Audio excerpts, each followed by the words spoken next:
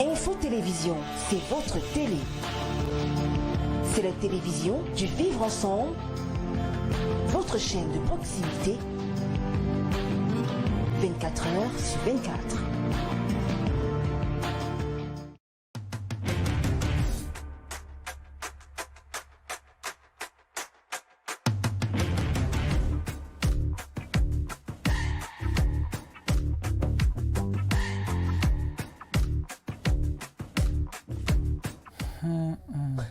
Bonsoir à tous.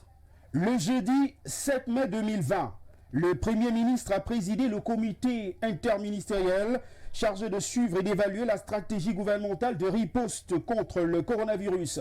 Au cours de cette réunion hebdomadaire, Joseph John Gouté a prescrit le contrôle des mesures, des heures d'ouverture et de fermeture des débits de boissons, l'intensification de la sensibilisation pour inciter les populations à adopter un comportement responsable dans les lieux publics, le renforcement des contrôles pour éviter les surcharges dans les transports en commun et l'accélération des actions en vue de la production des médicaments pour soigner cette fièvre pneumonique. Ces nouvelles mesures qui interviennent après le relâchement dans l'observance des mesures barrières édicté le 17 mars 2020 à cette semaine, ouvert le procès des 19 mesures d'assouplissement notifiées par le gouvernement. Notre invité ce soir qui a salué l'esprit d'anticipation du gouvernement de la surveillance de cette crise sanitaire nous livrera sa grille de lecture de ces mesures à la fois saluées et critiquées. Après l'octroi d'un montant d'1 milliard de francs CFA au titre du financement du Fonds de solidarité nationale de lutte contre le coronavirus, suivi d'une dotation du matériel barrière d'une valeur de 2 milliards de francs CFA destinés aux 360 communes camerounaises, le président de la République, son Excellence Paul Biya, a doté le 7 mai 2020 le ministère de la Santé de kits de dépistage rapide en 15 minutes chrono du Covid-19. L'important paquet d'équipements de dépistage rapide a d'ailleurs été retrocédé par le ministre de l'administration territoriale Paul Latangandi au ministre de la Santé publique, le docteur Manaouda Malachi. Notre invité nous dira ce qu'il pense de ce don présidentiel qui vise à réduire les délais de détection du coronavirus. Le Cameroun, sous les fourches codines des institutions de Bretton Woods, vient de bénéficier d'un appui conséquent pour lutter contre le coronavirus. Le pays de Paul Biya a en effet reçu plus de 135 milliards de francs CFA de sources officielles du Fonds monétaire international. L'enveloppe financière qui entre dans le cadre de la facilité de crédit rapide servira exclusivement à financer les besoins du ministère de la Santé publique dans la lutte contre le Covid-19, d'après des éclairages cette semaine de Louis-Paul Motazé, ministre des Finances. Dans la foulée, l'on a appris que la Banque mondiale est également disposée à appuyer le Cameroun dans la lutte contre la pandémie liée au coronavirus dès le mois de juin prochain. Toute cette manne financière sera-t-elle soumise au respect d'orthodoxie en matière de gestion et de gouvernance? Notre invité ce soir, qui est médiateur universel de la Commission indépendante contre la corruption et la discrimination, nous donnera son avis sur le sujet. La riposte du continent africain contre la pandémie du Covid-19 peut-elle être déterminante au plan symbolique? Les protocoles de traitement mis en place par les Africains et qui ont le vent en poupe peuvent-ils augurer un changement de paradigme? Notre invité ce soir, qui est expert de notoriété publique des relations internationales, nous donnera sa réflexion sur le sujet. Paul Latangandi a de nouveau adressé une missive aux opérateurs de téléphonie mobile MTN Cameroun et Orange, réitérant sa requête de fermeture des comptes mobiles ouverts par le MRC sous le couvert d'une association à la légalité non établie pour collecter des fonds en vue de venir en aide aux populations touchées par le coronavirus.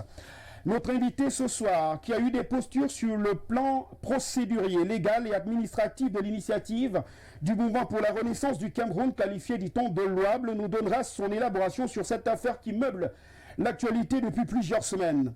Dans un pays où la floraison des compétences est une lapalissade, le ministre des Finances a signé le 4 mai 2020 un arrêté portant classification des établissements publics rangés en 5 catégories. Mais au-delà de la polémique sur la rétribution des présidents de conseils d'administration, directeurs généraux et directeurs généraux adjoints des entreprises étatiques suscitée par le décret du 19 juin 2009 fixant les catégories d'entreprises, la rémunération, les indemnités et avantages de leurs dirigeants. Certains ont noté pour le déplorer l'accumulation des prérogatives et privilèges entre les mains de certains membres du gouvernement au détriment de l'efficacité et de la circulation des compétences. Notre invité ce soir, qui est conseiller de plusieurs entreprises, nous donnera son point de vue sur la question. Le plan Marshall de Paul Biya pour reconstruire les régions du nord-ouest et du sud-ouest du Cameroun, un conflit armé, a fait réagir notre invité. En effet, sous l'impulsion du président de la République, le gouvernement a en effet entrepris un programme de mobilisation des moyens avec le concours des partenaires bilatéraux pour reconstruire ces deux régions chrysogènes. Mais sans une paix des braves, cet ambitieux projet a-t-il des chances de prospérer? Notre invité ce soir, qui est leader politique, nous donnera son opinion. L'invasion le 4 mai 2020 de l'ambassade du Cameroun en Allemagne a indigné l'établissement cette semaine. En effet, sur des vidéos devenues virales, l'on voit des flibustiers d'un autre genre qui ont décidé d'enjamber les murs de la représentation diplomatique du Cameroun au pays d'Angela Merkel pour réclamer, dit-on, la dépouille du président de la République. Des sources généralement crédibles font état de ce que le ministre des Relations extérieures, le jeune Belambela, a d'ailleurs à ce sujet convoqué cette semaine l'ambassadeur d'Allemagne au Cameroun. Si le contenu des échanges entre les deux diplomates est resté un mystère, nous tenterons ce soir de comprendre ce que prévoient les accords de Vienne du 18 avril 1962 sur les relations diplomatiques. Enfin, avec notre invité, diplomate de carrière, nous allons apprécier l'efficacité de la diplomatie camerounaise dans ce dossier. Enfin, dans le registre des faits marquants d'actualité cette semaine, nous allons recueillir la réaction de notre invité sur la journée de grève observée le 4 mai dernier par la presse à capitaux non étatiques impactée par la crise du Covid-19 et curieusement ostracisée dans la prise en compte des secteurs de l'économie sérieusement touchés par la pandémie, ceci par le gouvernement. En deuxième dorsale consacrée aux échanges sur des sujets thématiques, nous reviendrons sur les réflexions d'une étonnante actualité développée par notre invité dans ses multiples ouvrages qui font autorité. Cette émission ce soir admettra l'interactivité. Vos questions et vos réactions constructives seront donc recueillies par SMS au 695 38 79 46, 695 38 79 46. À présent, découvrons le profil de l'invité. C'est après cette transition. À tout de suite.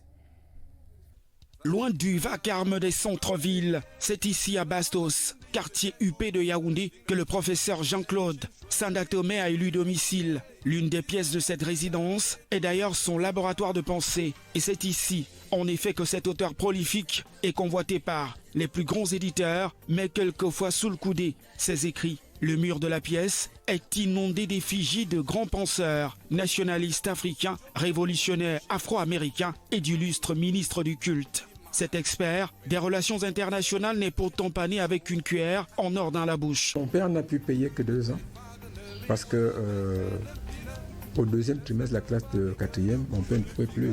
J'ai été exclu. J'ai fait le pouce-pouce pour continuer par les cours du soir. Mais personne, même mon père, personne ne savait qu'il allait à l'école. Après, j'ai fait la 3e en vendant l'Alaska, les sucettes sur un vélo. Et puis, en seconde, mon père, on a démarché, ma soeur était mariée à Bangui, pour que j'émigre en Centrafrique pour rejoindre ma soeur.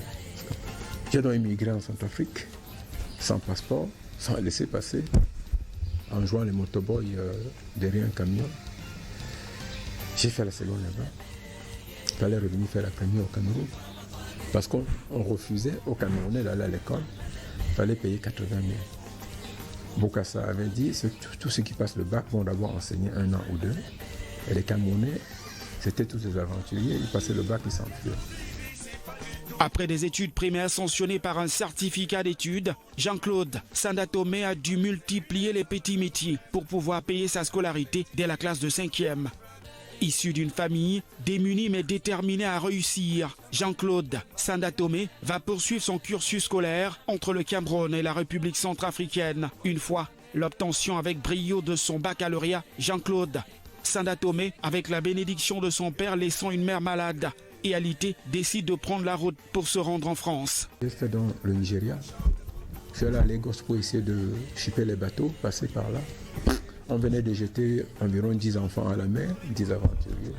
C'était très dangereux. Je suis revenu sur mes pas pour arriver à Maïdougouri et j'ai pris Maïdougouri Kano.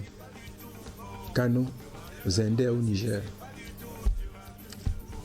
C'est ça, depuis la nuit des temps en Afrique de l'Ouest, il n'y a pas besoin de passeport. Il fallait continuer par Agadez et Tamanrasset sur l'Algérie. Il n'y avait pas de car. Ouaga, Abidjan, Bamako, Dakar. Dakar, en 6 jours, en m'arrêtant par-ci, dormant dehors, mangeant comme je pouvais. Sans papier une fois de plus en France, Jean-Claude Sandatomé a de nouveau bravé les obstacles les plus inimaginables pour parvenir à poursuivre son cursus universitaire dans les plus prestigieuses écoles françaises. Mais c'était tous des boursiers. Ils ne connaissaient rien dans la vie d'un clandestin. Eux me disent que mais comment? Tu as fait comment? Le matin, 2 jours après, je vais au boulevard Ney.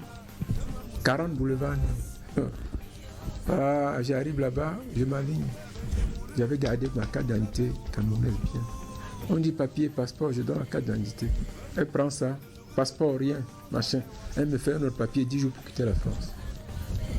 Je sors là-bas dans la clôture, je fais un coup pipi dans ma clôture. Avec mon tempérament et tout, de brouillard. J'ai 80 certificats de travail sur Paris. Je suis inscrit en droit, j'étais brillant. Après, j'ai pris 2 autres inscriptions sur des études internationales dans d'autres établissements à Paris. Nanterre, Paris 1, Paris 2, Institut d'études des relations internationales et des recherches diplomatiques et tout, les stages à l'Académie de droit international, les séminaires, les stages à l'UNESCO, tout, les séminaires à l'Académie de droit diplomatique international de Paris où je rencontre Mohamed Bedjawi. Ce juriste, pourtant bien installé à Paris, va contre toute attente quitter la France pour vivre le rêve américain d'un enfant d'Afrique, comme il le dit lui-même dans son ouvrage autobiographique. J'ai tout vendu pour partir aux États-Unis. Vous êtes bien installé comme ça, dans le 16e arrondissement, pas dans les trous, les étudiants. Non, non. J'étais bien. J'ai claqué. C'est ça l'avantage. Je peux laisser tout ça, moi je m'en vais. Je suis un enfant de la rue. Je peux laisser tout ça. Je peux grandir dans l'opulence. Mais au pays de l'oncle Sam, sa réputation l'a déjà précédé. Tout en poursuivant ses études universitaires, Jean-Claude Sandatomé captive par sa connaissance, sa maîtrise des grands dossiers, qui impressionne d'ailleurs la communauté noire américaine, au point où l'illustre Jesse Jackson, premier noir américain à briguer la fonction présidentielle, fait appel à ses services. Et quand j'arrive aux États-Unis, j'ai cette chance de tomber sur un des professeurs, Stephen Kerr, qui tient dans le département des études internationales à Inter School of Law, à Euclid Street à Washington. Et dans la classe, il y a une des nièces de Malcolm X, qui est maintenant avocat dans le Maryland, Charlene Harnett. Et comme mes premières apparitions sont quelque chose, pratiquement des meetings, où les Afro-Américains montent même sur les tables, j'ai là presque toutes les universités de la capitale et des environs qui assistent en ce qui concerne les militants noirs et les professeurs très engagés, blancs et noirs, qui assistent à mes conférences. Et puis je deviens une espèce d'icône dans la communauté afro-américaine. Et Charline, donc, qui devient mon amie, m'introduit auprès de tout l'établissement noir, y compris le maire de Washington, Marion Barry, Randa Robinson, qui dirigeait un des plus grands lobbies noirs, le Black Caucus, les parlementaires américains. Et puis quand Jesse Jackson devient candidat, j'ai déjà eu le temps de rencontrer Angela Davis, ainsi de suite. Et Randall Robinson m'introduit auprès de lui tout naturellement. La déclaration de Jesse Jackson sur la crise américano-iranienne, c'est moi qui la rédige à l'époque, qui est une excellente déclaration. Voilà comment je connais Jesse Jackson, à travers le lobby noir. Discipliné et extrêmement rigoureux, Jean-Claude Sandatomé, à l'instar du professeur Titi Suedzwa, est un maître de karaté. Mais attention, il s'agit du karaté originel. C'est maître Funakoshi Jishin. Et j'avoue que je veux dire, quand j'étais petit, j'ai toujours été très très fort mentalement. J'étais un chef de groupe. Je grandis à Daïdo, à Douala. Je suis un enfant de Daïdo. Hein. L'auteur de l'intelligentsia camerounais, autopsie d'une décrépitude, reste néanmoins séduit par quelques penseurs camerounais brillants et cohérents dans une société en perte de vitesse. Je tire mon chapeau à un intellectuel comme Mononzana. C'est un très très très grand intellectuel. Je pense que l'histoire saura lui être reconnaissante. C'est quelqu'un un intellectuel qui à l'époque a déjà une très très bonne lecture. Allez voir, parce que je regrette qu'on ne parle pas beaucoup de lui dans le contexte actuel. Il avait vu avant tout le monde, parce qu'il dit le rôle de l'intellectuel, c'est pas seulement de critiquer. On n'est pas un intellectuel parce qu'on passe le temps à critiquer. Il utilise d'ailleurs, à l'époque, il parle de Philistin. Moi, j'ai en réalité beaucoup plus d'admiration, je regrette de le dire, pour quelqu'un comme Famin Ndongo, qui est un brillant intellectuel et qui est cohérent. Ça, c'est important. Il est cohérent. Je le connais depuis ma première rencontre quand je suis convoqué à la présidence pour que l'on examine ma situation professionnelle. C'est lui qui me reçoit. C'est donc à cet intellectuel de haut vol, médiateur universel du mouvement populaire pour le dialogue et la réconciliation, diplomate de carrière, auteur inégalable de nombreux ouvrages qui font autorité et par ailleurs conseiller de plusieurs organisations internationales ainsi que des sociétés industrielles et commerciales, membres du LACAM, à qui nous tenterons ce soir de faire franchir la ligne rouge. Bonsoir, professeur.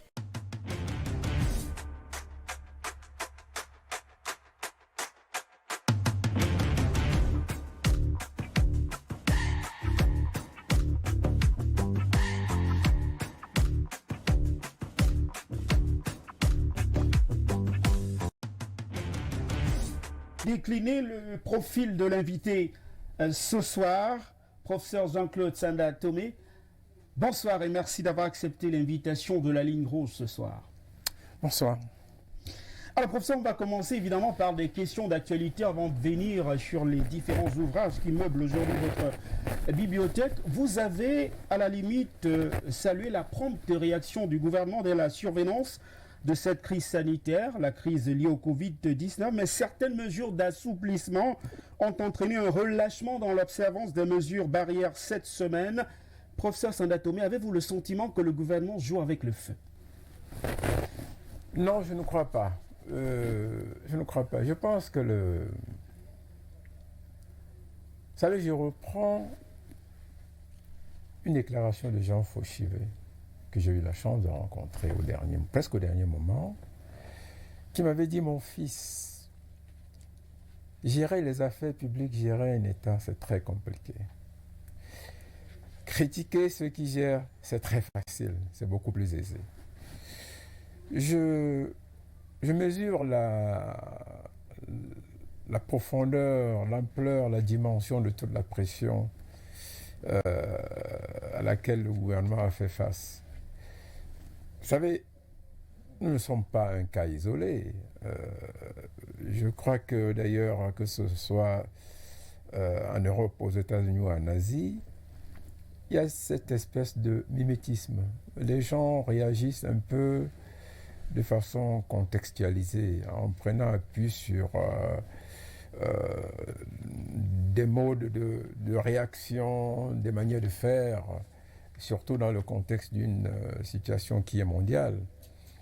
On a bien vu que confiner de manière aussi dure, de manière aussi grave, de manière aussi longue, risquait d'avoir d'autres types de conséquences.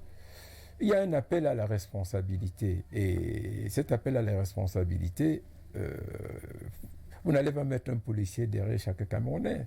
C'est vrai que c'est un relâchement qui est extrêmement délicat, ça peut nous mettre dans des situations assez compliquées, mais dans le même temps, je vous dis, les gens demeurent d'ailleurs asphyxiés parce que beaucoup de choses sont tombées. En réalité, on ne pourrait pas continuer dans cette situation-là. Et les transports en commun et tout, on risquait de tomber dans une autre... Comme quelqu'un a dit, il faut déjà avoir mangé pour chercher le médicament, parce que vous risquez de mourir avant de tomber malade.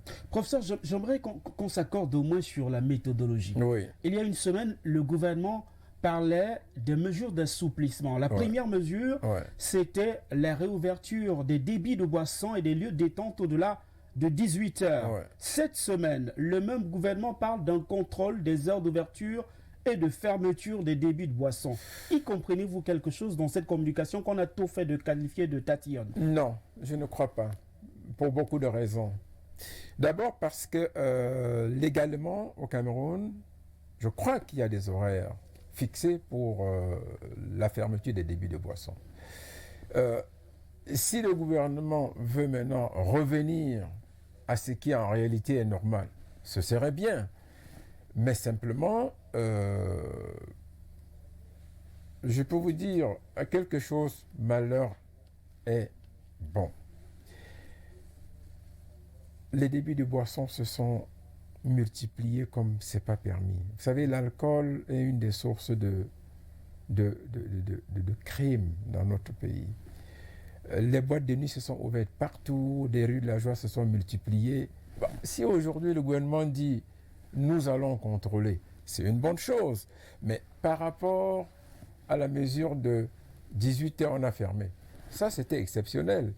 Maintenant qu'ils ont dit on ne va plus contrôler ça, on lève cette mesure. Mais on va en revenir à des contrôles stricts des heures de fermeture et des débuts de boissons. Je pense qu'il faudrait d'ailleurs dire qu'on en revienne à des mesures strictes pour les conditionnalités d'ouverture, de création de ces débits de boissons. Il y en a partout. Je pense que c'est une véritable catastrophe.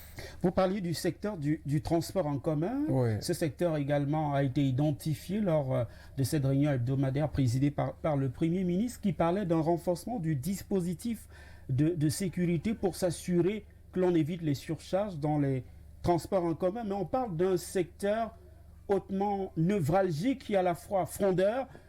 Professeur Sada Tomé, avez-vous le sentiment qu'il faut manier la chicotte dans un secteur comme celui des transports en commun? Je ne sais pas. Vous me présentez une situation qui m'embarrasse parce que personnellement, je pense que nous sommes laxistes. Le gouvernement l'est. Beaucoup de Camerounais se sont habitués au laxisme, à la légèreté. Il faut devenir extrêmement ferme et dur. J'ai eu des informations, par exemple, pour les bus. Il semble qu'on contrôle à l'entrée et une fois à l'intérieur, les gens enlèvent les masques. Mais c'est très grave parce que c'est un tube. Ça dit, attendez, il suffit qu'il y ait une seule personne de malade, tout le monde va être contaminé. On m'a dit qu'à l'approche des contrôles, les gens réenfilent les masques. Une fois le contrôle passé, ils enlèvent les masques. C'est extrêmement grave. Nous sommes devenus une société d'irresponsables. On parle de chicotte, je pense qu'il n'y en a pas assez. Il faut qu'il y en ait, mais de manière méthodique, de manière exemplaire. Quand je parle de manière méthodique exemplaire, ça veut dire quand même que moi, le constat que je fais au quotidien, ce ne sont pas les simples citoyens qui violent, par exemple, les feux rouges. Ce sont des véhicules CA, ce sont des véhicules militaires. C'est insoutenable, c'est inacceptable. Donc, si vous parlez de la chicotte, non. Ne parlons pas de la chicotte. Parlons quand même d'une meilleure organisation de contrôle et des sanctions de comportement. Et ça manque cruellement. Moi, j'ai surpris des policiers à des feux rouges. Je fais ça régulièrement. Je me rends compte que c'est assez grave. On viole les feux, je m'arrête. Je trouve 3 ou 4 policiers, mais qui sont occupés à autre chose. Ils regardent leur téléphone. Quand ils ne regardent pas le téléphone, ils conversent. Si vous leur dites, mais qu'est-ce que vous faites là? Écoutez, ils vont vous dire, vous voyez, c'est extrêmement grave, c'est pénible. Même beaucoup de fonctionnaires, d'agents de l'État n'ont même plus conscience de leur mission originelle. Et le problème vient de là, davantage que des populations. Professeur Sada Tomé, que pensez-vous de la gestion de cette crise par le président de la République qui a initié un fonds de solidarité doté d'un montant initial d'1 milliard de francs CFA. Il a ensuite doté de matériel de lutte contre le Covid-19 les 360 communes du Cameroun pour un montant évalué à 2 milliards de francs CFA. Et cette semaine, on parlait des kits de dépistage rapide en 15 minutes pour permettre aux Camerounais de savoir s'ils sont positifs ou négatifs en rapport avec cette maladie. Avez-vous le sentiment que ces gestes du président de la République sont suffisants pour battre en brèche les allégations de ceux qui pensent au sein de la classe politique camerounaise que le président de la République n'est pas très présent dans la lutte contre le Covid-19 et qui évoque le principe d'état de nécessité? Oui, d'abord, je pense qu'il faut lever le pied sur cette polémique. On peut un peu laisser le président de la République de côté et parler de la gestion de cette crise par le Cameroun. C'est très important. On a un gouvernement. Le président de la République est garant de la santé des Camerounais. Je suis d'accord. Le président de la République ne gère pas le quotidien. Il y a un gouvernement, il y a des membres du gouvernement, il y a des démembrements qui s'occupent de la gestion quotidienne.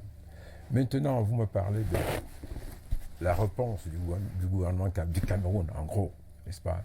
Prenons cela ici. Je l'ai écrit, j'ai trouvé cette réponse satisfaisante. Ça dit qu'en fait, la réactivité dès le départ a été bien.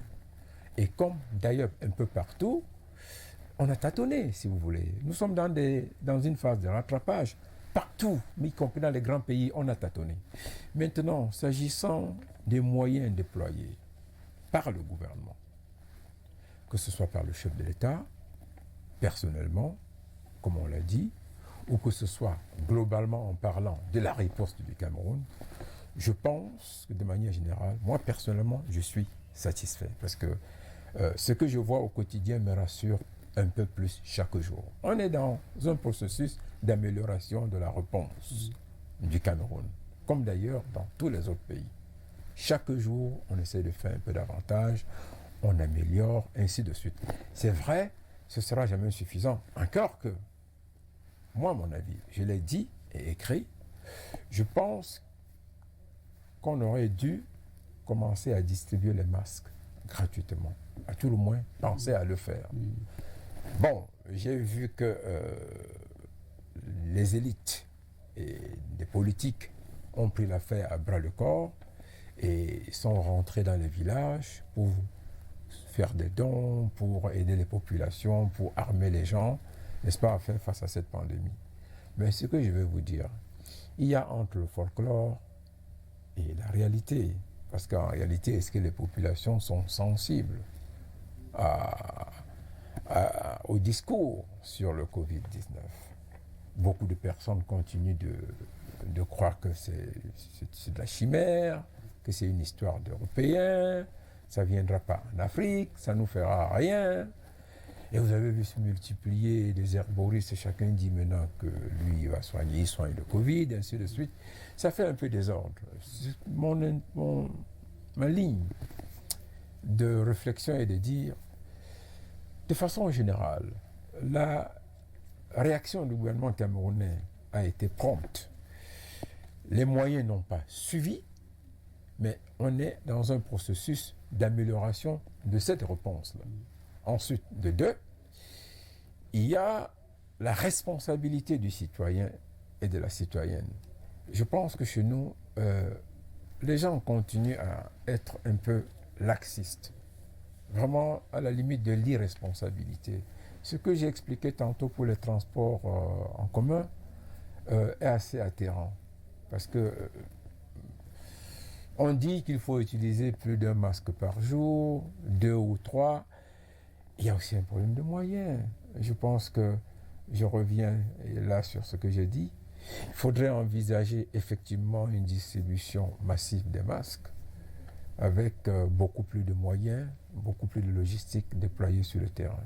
Vous parliez tout à l'heure des initiatives personnelles sur le continent en citant ces herboristes qui mettent sur pied des protocoles de traitement. Professeur Sandatombe, à ce sujet, j'aimerais qu'on questionne les relations de l'Afrique avec l'Organisation mondiale de la santé. Je convoque là l'expert en relations internationales que vous êtes. Est-ce qu'à travers cette crise liée au Covid-19, vous n'avez pas le sentiment que l'Afrique en général peut s'affranchir finalement de ces donneurs d'ordre que sont l'Organisation mondiale de la santé qui visiblement n'a pas su bien gérer cette crise sanitaire? Je vous demande de faire très attention. N'embrassez pas le discours de la presse occidentale et des politiques occidentales et des politiques occidentaux qui en réalité ont un problème à régler avec le multilatéralisme. Laissez également de côté le discours permanent sur l'Afrique fière, l'Afrique qui doit se libérer, qui doit s'affranchir. Laissons ça de côté. Revenons à des choses beaucoup plus réalistes.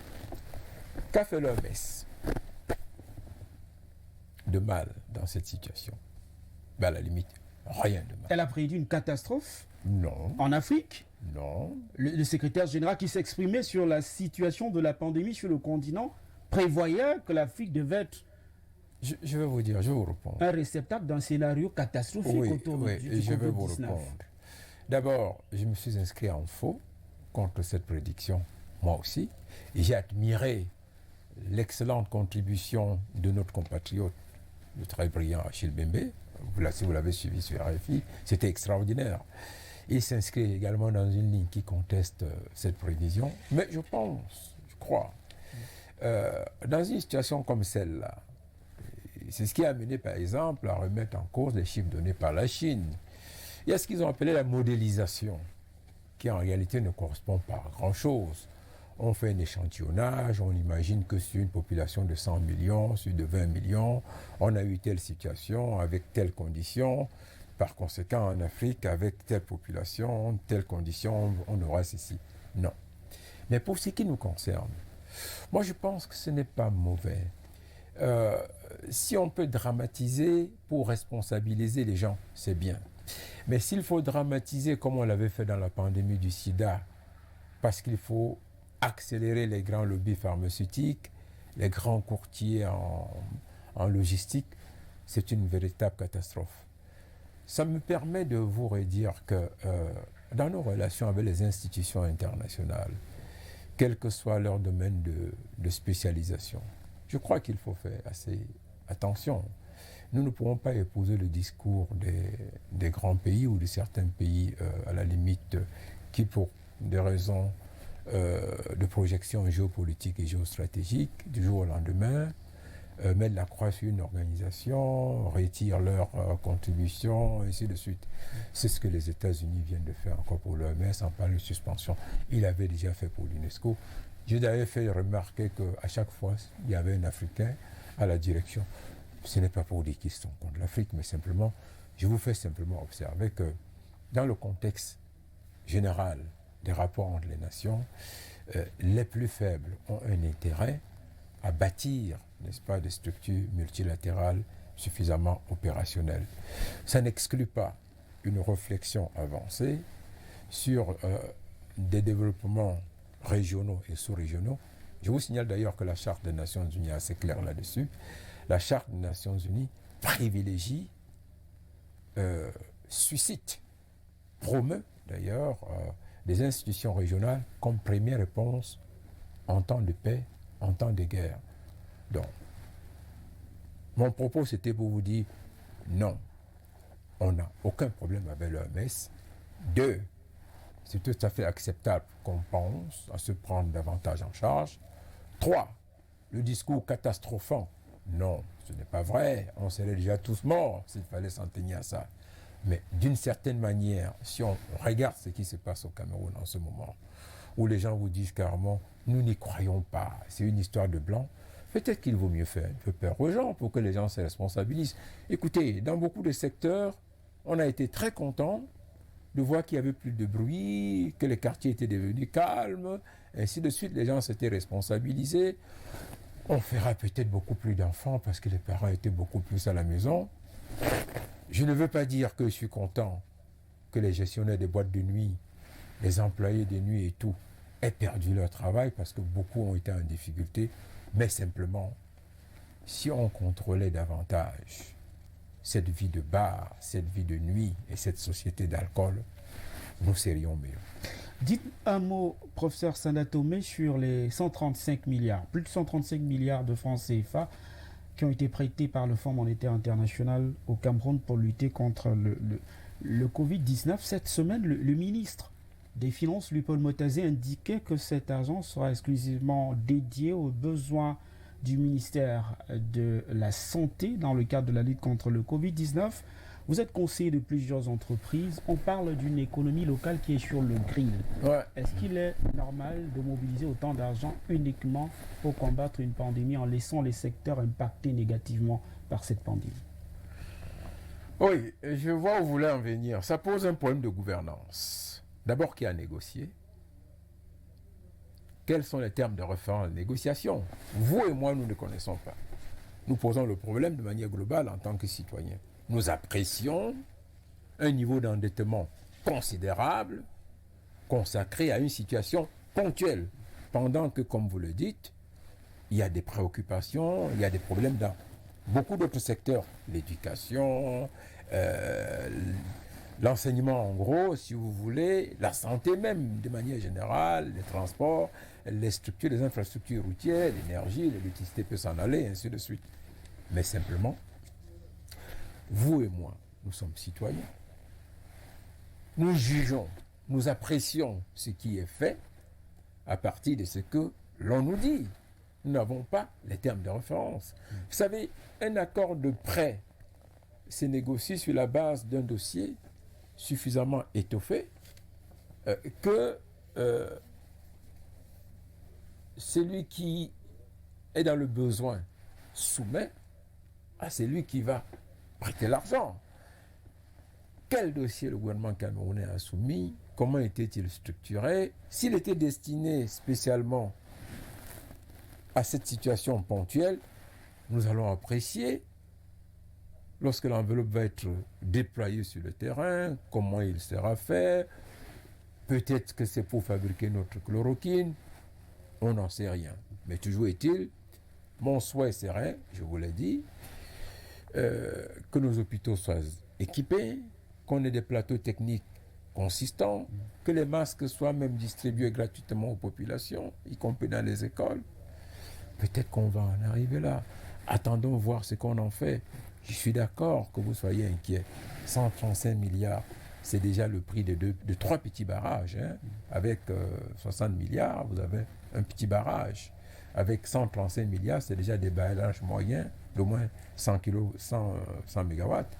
Donc, attendons voir ce que le gouvernement fera, comment il fera, avec qui il le fera et quels seront les effets induits sur le terrain. Comment avez-vous vécu la journée kioscoman, la journée de grève du 4 mai 2020, décidée par la presse à capitaux non étatiques, pour dire privée, parce que justement, cette presse-là se sent ostracisée, exclue dans la gestion des fonds liés à alléger les souffrances des entreprises qui font face au Covid-19. Comment vous avez vécu ça? Vous avez plusieurs de vos publications qui ont été très souvent reprises par les médias capitaux privés. Comment vous vivez cette situation en tant que lecteur et en tant que... Je peux vous dire que je fais partie de la presse privée. D'abord, je suis un des conseillers de la rédaction du Messager. Je connais la plupart des directeurs de publication. Je peux vous dire que, et avant de le dire, il faut saluer l'action de la presse privée de manière générale. Il faut vraiment saluer l'action de la presse privée.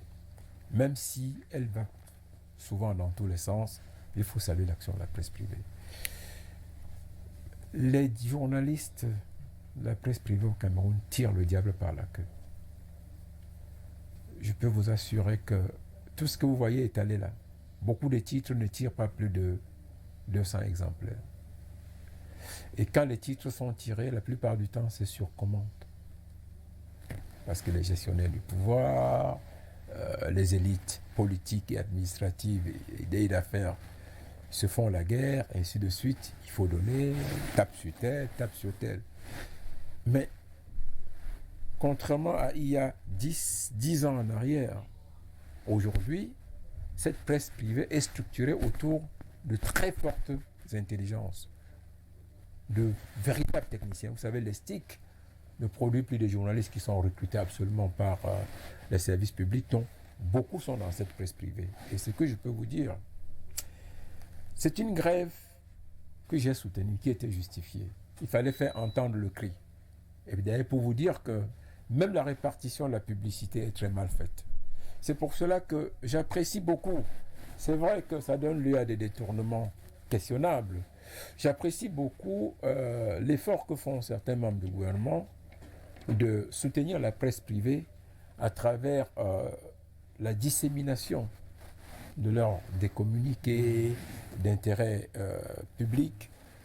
Et cela se fait aujourd'hui de manière discriminatoire, professeur Sandé, dénoncé d'ailleurs par les patrons de presse, qui ne comprennent pas sur quel critère on choisit tel ou tel journal sur des annonces légales. C'est peut-être là la catastrophe. Je peux vous dire que certains n'en reçoivent pas. Un jour, vous pouvez voir une publicité, en fait, un communiqué d'intérêt général dans l'Œil du Sahel. Vous ne verrez pas dans le Messager. Vous pourrez voir dans le Messager, sans voir dans le Jour. J'ai discuté avec Aman à plusieurs reprises. Il se plaignait beaucoup parce qu'il était ostracisé. Vous discutez avec le jeune Koloko. Il va vous dire, ah, mais il y a tel qui ont, moi j'ai plus rien. Vous allez voir Nga et Toga. Et moi je n'en ai pas. Vous allez voir Fogno. Vous allez voir, ainsi de suite. Et il faudrait que dans le contexte de nos pays, avec la situation précaire qui est celle de la presse privée, c'est vrai, le gouvernement fait déjà un effort à travers l'aide à la presse privée, dont le dossier est assez complexe. Mais je pense qu'il faut réfléchir sur les voies et les moyens pour faire un peu plus. Je vous assure, cette presse nous est utile. C'est vrai, elle fait beaucoup plus de Congossa, plus de guerre de positionnement, mais elle est extrêmement utile pour l'avancement de la démocratie et la modernisation de la gouvernance. J'aimerais qu'on dise un mot sur les fonds collectés par le Mouvement pour la Renaissance du Cameroun sous le couvert d'une association qui pose visiblement des problèmes de légalité. Vous vous êtes exprimé là-dessus cette semaine. Le ministre de l'administration territoriale demandait encore aux deux opérateurs de téléphonie mobile Orange et MTN de clôturer les comptes ouverts par cette formation politique dans ces deux entreprises pour collecter les fonds afin de soulager les souffrances des familles. Professeur Sandatomé, j'aimerais qu'on s'arrête un temps soit peu sur les procédures légales, administratives et même judiciaires. Est-ce que l'initiative du Mouvement pour la Renaissance du Cameroun est une initiative qu'il faut saluer? Je vais vous dire, quand vous avez parlé tantôt de l'OMS, je vais vous révéler quelque chose. La coopération internationale pour le développement et les projets internationaux en gros, les Nations Unies ont au moins 5000 agences. Ces agences ne sont pas financées par des contributions des États. Elles sont financées généralement par des contributions volontaires, des personnalités comme Bill Gates, ainsi de suite, et des structures associatives diverses. Bien évidemment, qui ont pignon sur rue, des philanthropes aussi. De manière générale, dans la réflexion ultra-légaliste,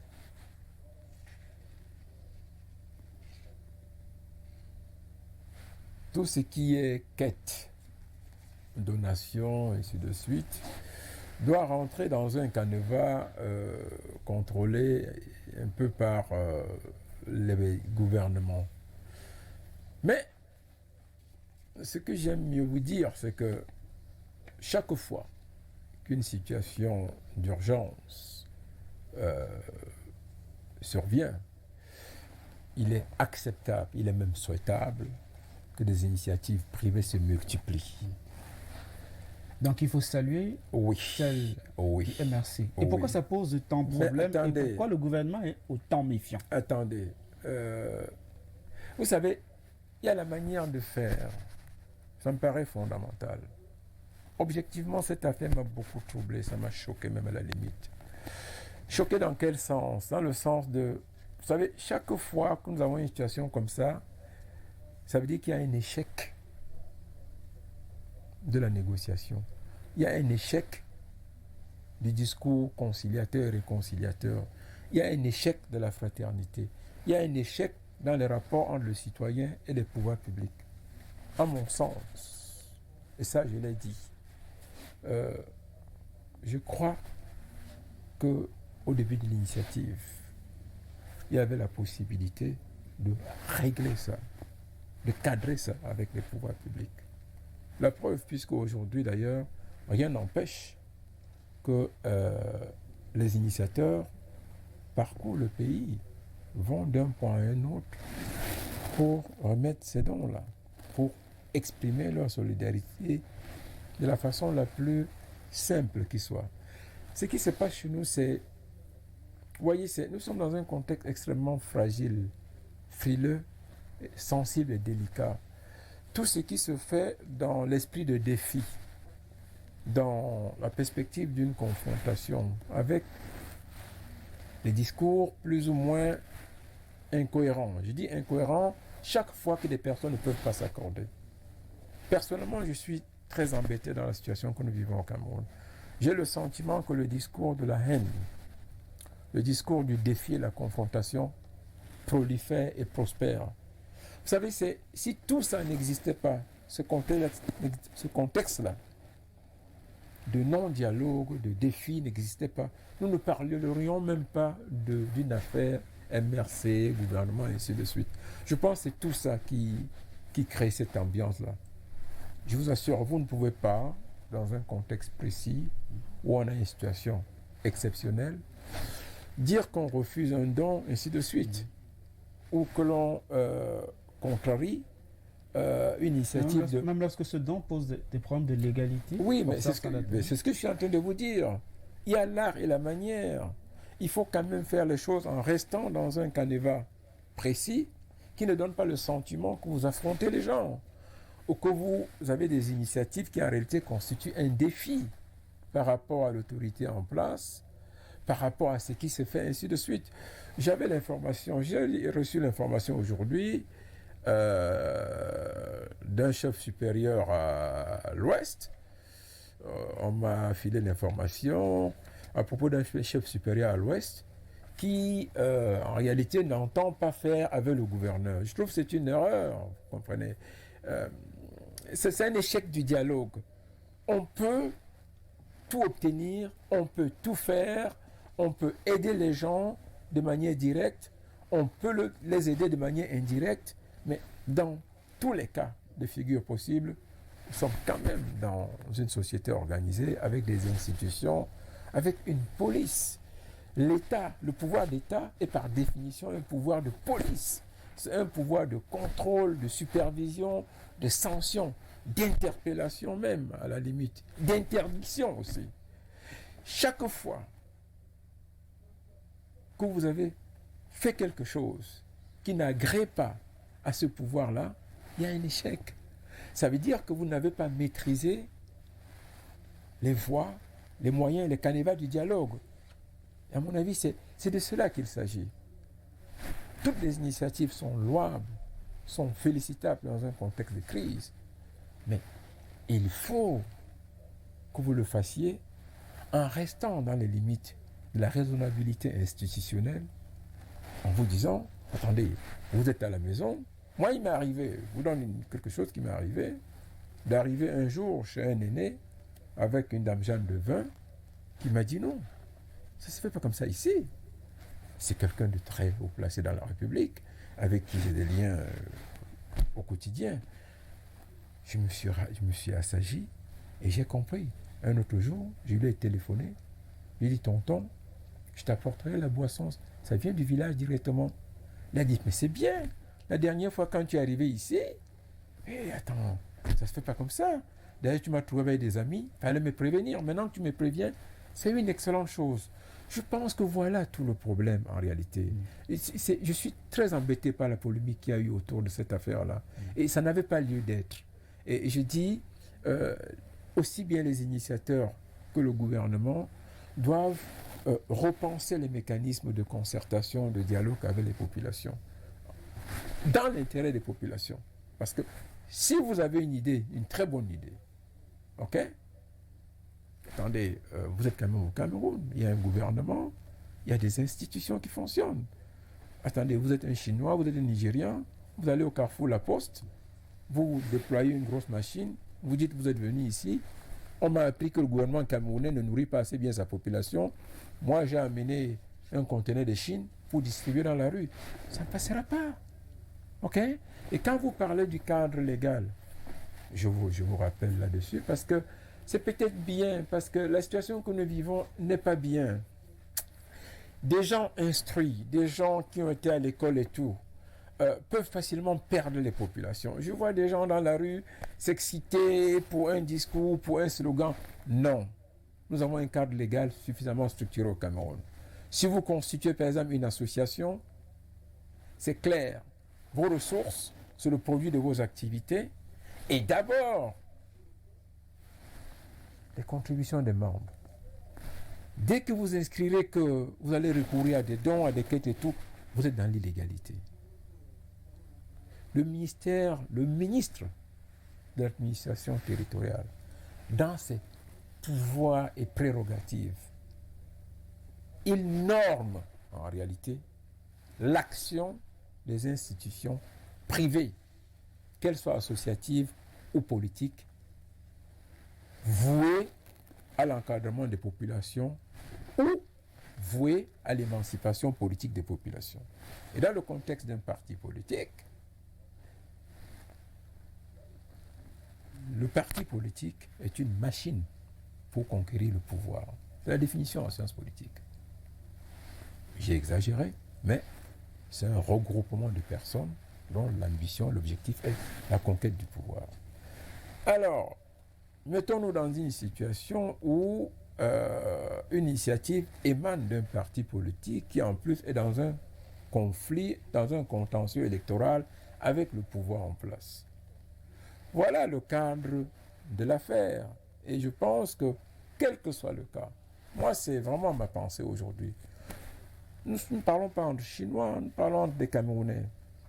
Si aujourd'hui, vous allez cogner aux portes de M. Luc-Paul Motazé, ministre des Finances, Jacques Famin Dongo, ministre de l'enseignement supérieur, M. Nganou Messi, ministre des Travaux publics, pour poser un problème précis avec une contribution que vous estimez dans l'intérêt des populations, je ne pense pas, et si vous venez de bonne foi, avec bon cœur, en respectant les canons protocolaires, je ne pense pas qu'on va vous repousser, quel que soit le contentieux, quelles que soient les disputes électorales, ainsi de suite. Donc, objectivement, ça m'a beaucoup embêté, parce que voilà des citoyens qui se sont déployés, qui ont pensé avoir une bonne initiative, mais l'opérationnalisation, sur le plan institutionnel, s'est trouvée quelque peu handicapé.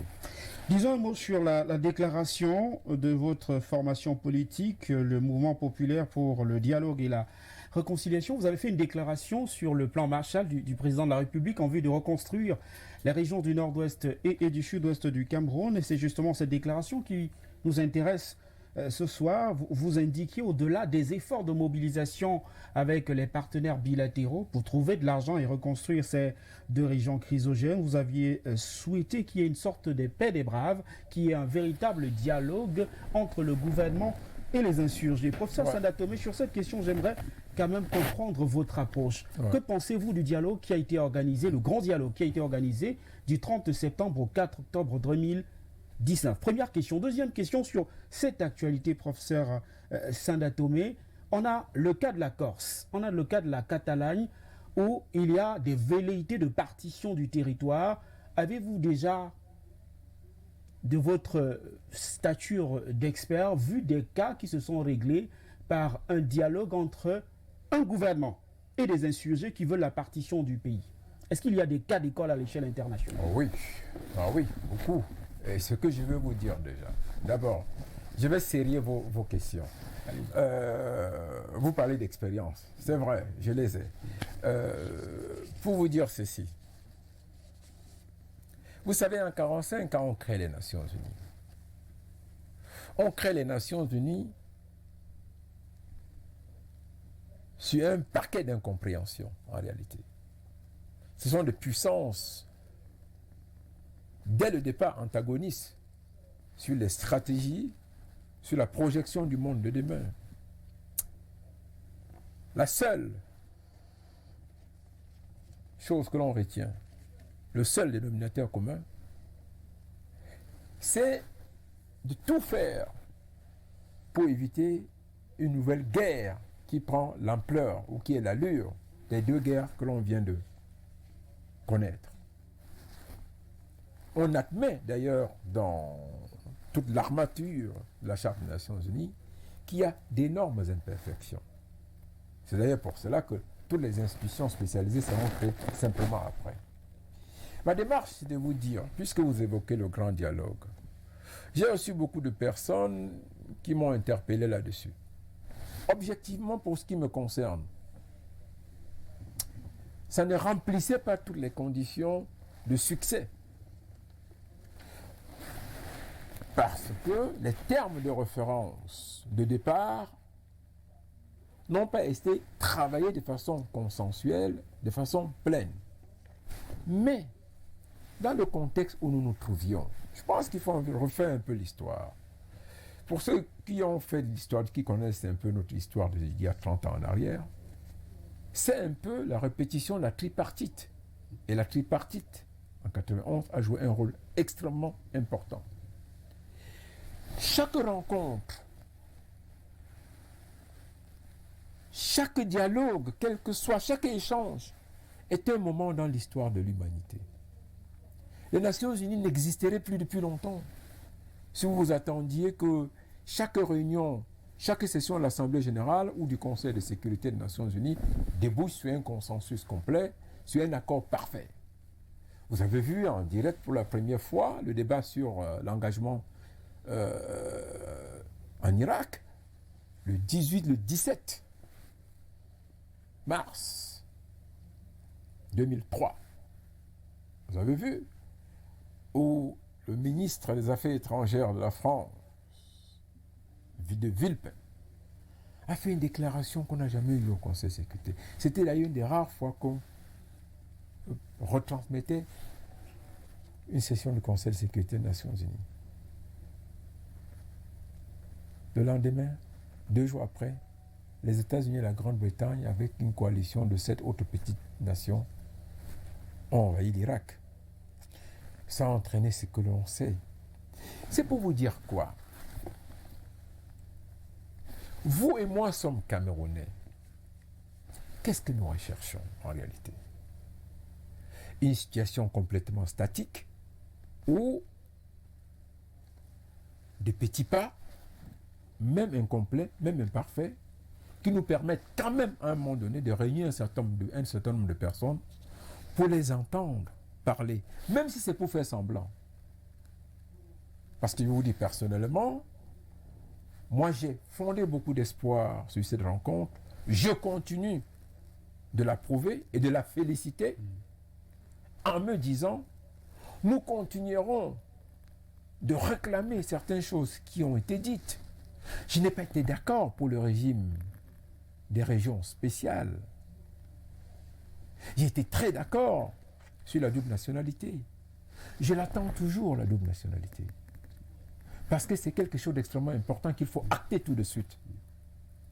Ça va influer sur les investissements, sur nos rapports avec les compatriotes à l'étranger, sur beaucoup de choses. Ça va moderniser notre code de la nationalité. Vous pensez que ça fera en sorte que quelques-uns de nos compatriotes qui sont accusés de vandaliser nos ambassades changent de comportement? Non, attendez. Je pense que là, vous engagez un autre débat. Si c'est mon avis que vous demandez là-dessus, je vous dis tout de suite que je ne suis pas d'accord. Et s'ils me suivent, je leur demande d'arrêter. Je leur demande d'arrêter, de ne plus faire ça. Ça n'a aucun sens d'envahir la représentation diplomatique à Berlin, à Paris, ainsi de suite. Vous savez,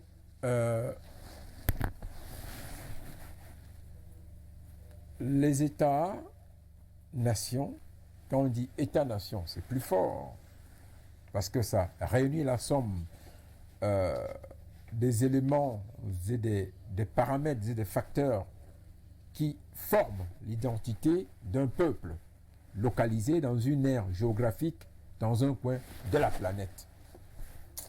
Les États-nations ont une identité pérenne.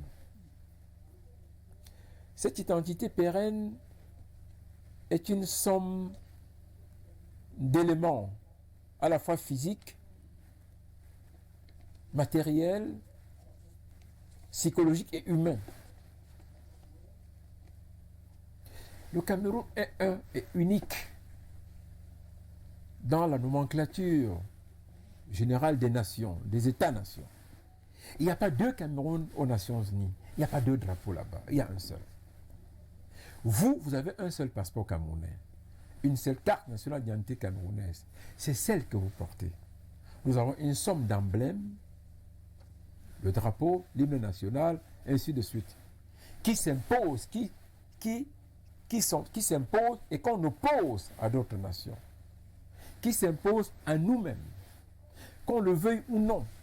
On dit en droit international que la nationalité est le lien indéfectible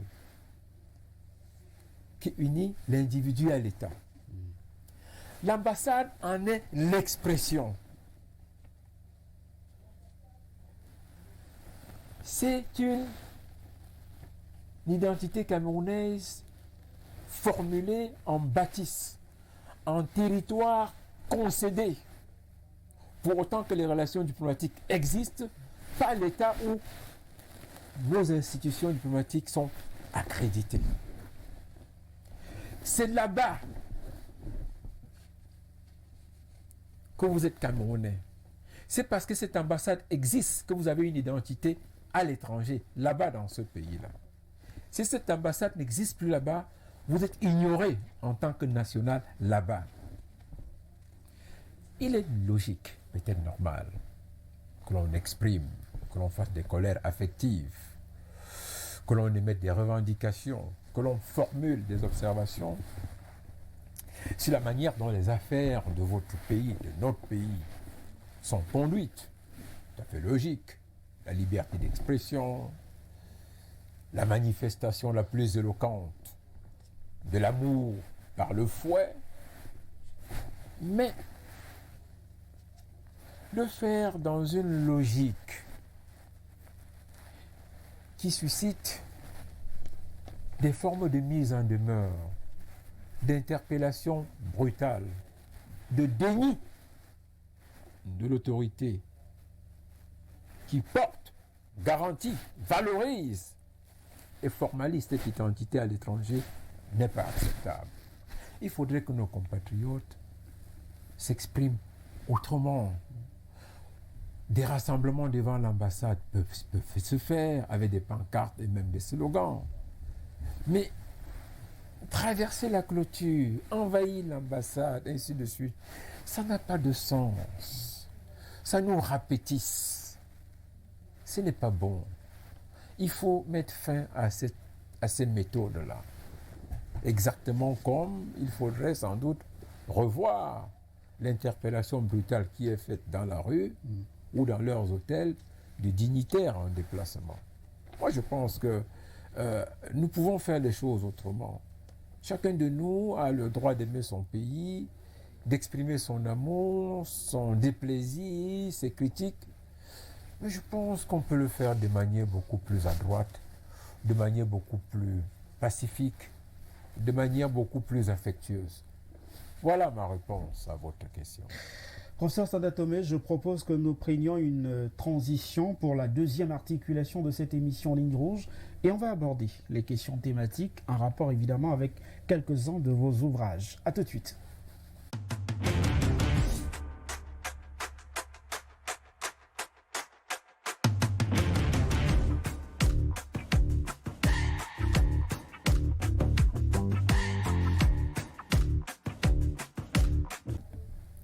Retour sur Info Télévision, c'est toujours Ligne Rouge qui suit son cours. Professeur Sanda Tomé, au lendemain des élections d'octobre 2018, la scène politique camerounaise s'est embrasée. Les débats ont cédé la place aux invectives. Au discours de haine, de la surenchère, des comportements incendiaires de nature anti-patriote et même des attaques personnelles. Dans votre ouvrage, L'intelligentsia camerounais, autopsie d'une décrépitude, vous n'êtes pas loin de faire le procès des intellectuels au Cameroun. D'abord, professeur, quelle est la lecture que vous faites des 30 années de politique au Cameroun? C'est 30 années de politique camerounaise. C'est 30 années d'expression des Camerounais dans l'art de gérer leur propre pays, avec les insuffisances, avec les acquis, avec les critiques, avec un certain nombre d'espoirs dessus et un certain nombre d'espoirs construits. Que pensez-vous des intellectuels camerounais au regard de l'actualité dans notre pays? Font-ils preuve de mutisme? Sont-ils coupables de ce silence face à ce qui s'observe sur la scène politique dans notre pays? Objectivement, je crois qu'il n'y en a plus. Il n'y a plus d'intellectuels au Cameroun? Non, il n'y en a plus. Il n'y en a plus vraiment. C'est pas ça, professeur. Ouais, il n'y en a plus. Le jour où ils ont commencé à signer des motions et des pétitions, il n'y en a plus. Contrairement à ce que vous croyez, ce n'est pas le régime qui a créé le système, parce qu'il y a une différence entre le régime politique et le système politique. C'est deux choses différentes. Le régime est un art structuré qui constitutionnellement peut être observé partout. Le système, lui, c'est une construction tout à fait ponctuelle, circonstancielle, dans un contexte précis, qui peut être lié à ce contexte-là uniquement. Vous et moi, on est dans le système. Quand vous parlez des intellectuels camerounais, c'est des intellectuels systémiques. Si dans un pays, on abandonne les amphithéâtres pour de petits bureaux ministériels, des arrière-cours de grandes entreprises, parce que c'est juteux, si en réalité, dans un pays, on court pour des primes de la recherche, vous ne voyez pas où sont les recherches, vous ne voyez pas les travaux de recherche, c'est une véritable catastrophe. Lorsque dans un pays, vous n'avez pas cette animation, cette émulation de l'esprit pour soutenir l'intelligence publique, pour organiser la riposte doctrinale et idéologique face à un monde mutant, c'est la catastrophe.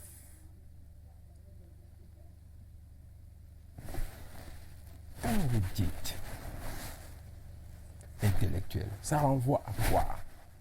À quelqu'un qui a un diplôme, à quelqu'un qui a une lecture permanente qui le fait savoir, qui contribue à l'avancement de la science, à l'avancement de l'intelligence publique.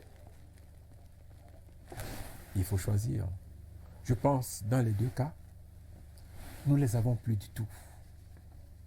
Il y a 20 ans en arrière, le Cameroun avait une vie intellectuelle réelle. Aujourd'hui, nous n'avons que des professeurs, des docteurs. Leur titre se limite à la conquête des postes, aux revendications de quelques prébendes et à des stratégies pour pénétrer des partis politiques, surtout le parti au pouvoir, gérer leur quotidien et sans doute se satisfaire de cela. Vous savez,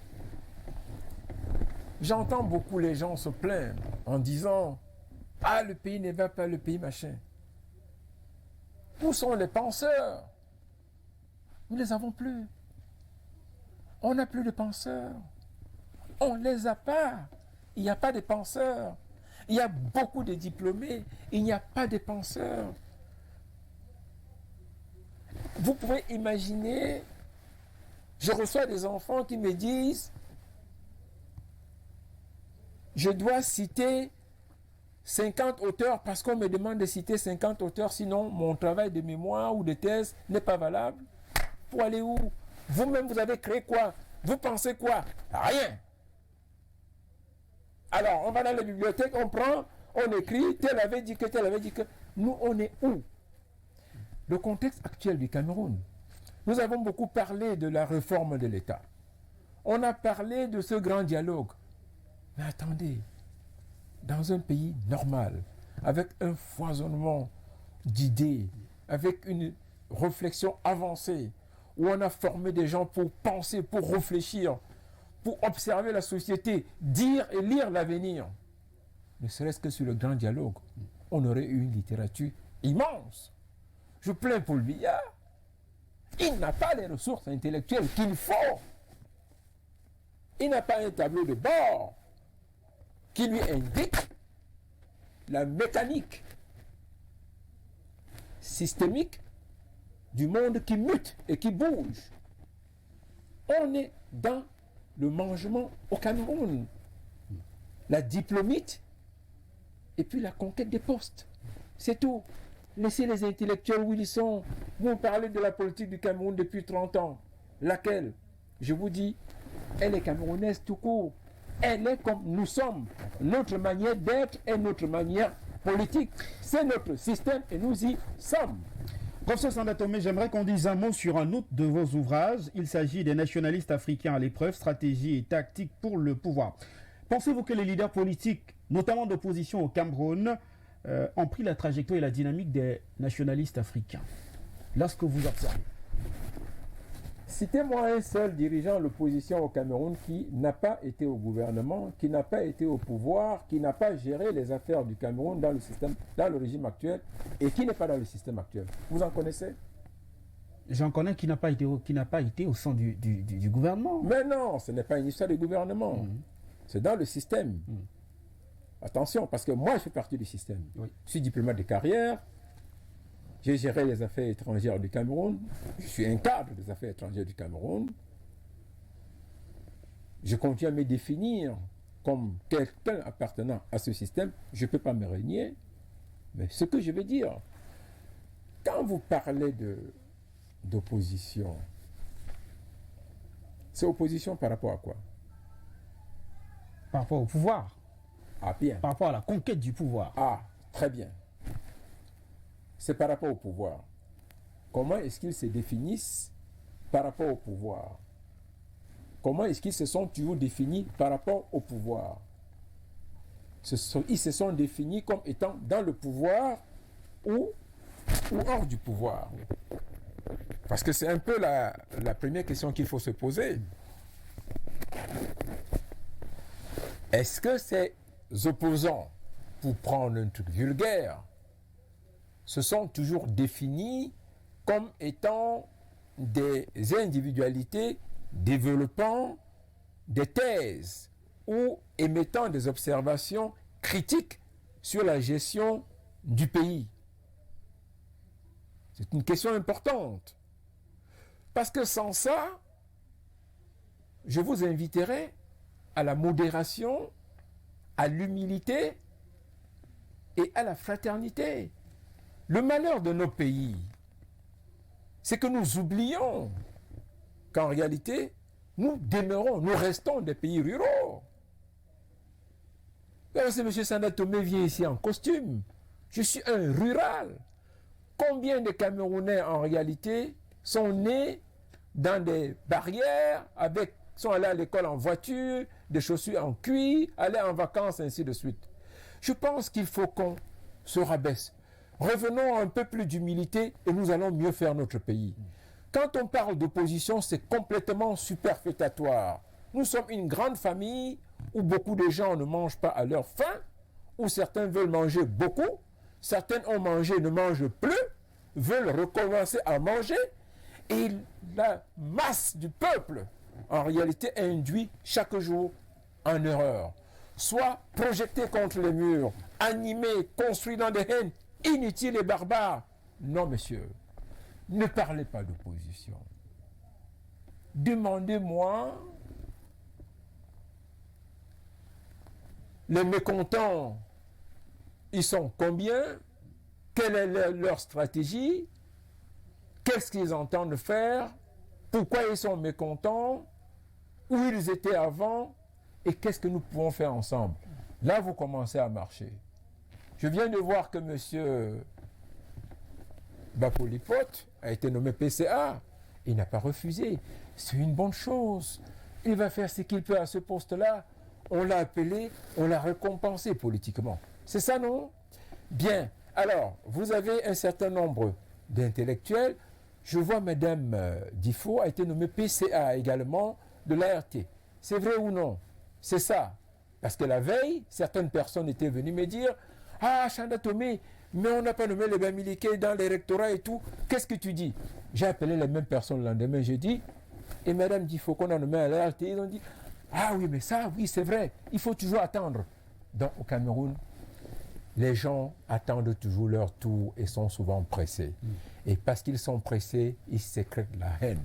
Parce qu'ils ont faim, ils se déclarent opposants. Parce qu'ils n'ont plus à manger, qu'ils ont été chassés des affaires, ils deviennent opposants. Parce qu'ils ne connaissent pas un frère qui est là pour leur donner, ils sont opposants. Mon cher ami, nous sommes un pays réel. La masse des Camerounais n'a rien à voir avec ce que vous appelez opposants. Ils sont régulièrement trompés par des intellectuels comme moi, par des hauts fonctionnaires aigris, par des gens qui ont des agendas cachés et qui en réalité sont prêts à tout brûler. La pauvre masse va trinquer. C'est pour vous dire simplement, si on fait le bilan de 30 ans, nous avons raté beaucoup de tournants. Personnellement, je l'ai souvent dit, Paul Biya aurait pu faire mieux. Son régime et le système que lui, il n'a fait que continuer, aurait pu faire mieux. Mais, ce qui est important, dans chaque situation, faites le bilan des acquis. Qu'est-ce que nous avons pu faire en 30 ans? Le peu qu'on a à partir de là, essayons d'évoluer. OK? Quelqu'un a fait ce qu'il a pu faire. Prenons-en acte. OK? Travaillons pour que ce soit meilleur. Peut-être en reformant, en renouvelant les mécanismes institutionnels. S'il y a des contestations régionales, ainsi de suite, s'il y a des instincts de relents de sécession, mais ne posez jamais le problème en termes de les opposants, les gens du pouvoir. Il n'y en a pas. C'est une grande famille où certains ont faim, certains ont été aux affaires, la majorité de la population est rurale, la majorité de la population ne comprend même rien à ces discours d'opposants et de pouvoir. Les gens veulent manger. Professeur Sanda Tomé, on va dire un mot sur la politique africaine de la France. Diriez-vous qu'elle demeure, comment dire, une boule d'obscurantisme, comme vous le dites dans votre ouvrage, fait d'affaires sales, de trafic en tout genre, de soutien aux dictatures et de la négation des grands principes exigés ailleurs. Au jour d'aujourd'hui, vous pensez que cette lecture qui d'ailleurs meuble votre ouvrage, La politique de la France en question, est d'actualité? Elle est d'actualité, complètement d'actualité, complètement. D'abord, je vais vous dire tout de suite, et ça je l'ai dit, je l'ai écrit, je n'ai pas apprécié la manière dont le président français, pour qui j'ai beaucoup d'admiration et de respect, c'est un jeune très dynamique, ok, a traité le président camerounais dans l'incident du salon de l'agriculture. Ça ne se fait pas dans le protocole diplomatique, ça ne se fait pas. Ça, c'est complètement inacceptable. Je pense que par rapport à un autre pays qu'un pays africain, il ne l'aurait jamais dit. C'est vrai. Je sais qu'ils l'ont souvent fait dans leurs relations avec la Syrie, la Russie, et ainsi de suite. Mais s'agissant de nos pays, c'est très sensible. Je n'ai pas apprécié. Et là, c'est vraiment un moment important qui marque de manière caractérielle et caractérisée ce que nous ne voulons plus voir. Ou Bolloré qui débarque ici parce qu'on a refusé le port ou parce qu'on a fait ceci, va voir le chef de l'État pour se mettre à crier. Et pour vous surprendre, contrairement à ce que les gens pensent. Et c'est pour ça que je dis, ne vous fiez jamais à ce qui est dit de manière ostentatoire. Vous avez bien vu que le chef de l'État avait reçu Bolloré. Vous avez vu ça, avait reçu l'ambassadeur de France, a même reçu Castel. Mais dans la pratique, le Cameroun ne fait pas forcément la volonté de la France. Ça, ce sont les coulisses diplomatiques. Mais de manière générale, en ce qui concerne nos rapports, autant je me félicite que ces rapports existent, autant je dis que ces rapports doivent changer complètement de nature. Je maintiens ce que je dis et soutiens dans mes ouvrages. La France n'a pas encore compris, elle n'a pas encore modernisé sa vision du monde. Et comme l'ont écrit énormément de personnes, en réalité, avant moi, la France sans l'Afrique n'est plus une grande puissance. C'est une petite puissance. J'aimerais qu'on dise un mot sur ce que certains ont au fait de qualifier, ça encore jusqu'à aujourd'hui, de génocide. Je voudrais parler de cette campagne militaire menée en pays bamiliqué, à l'ouest du Cameroun, pour éradiquer les poches de résistance du parti nationaliste UPC.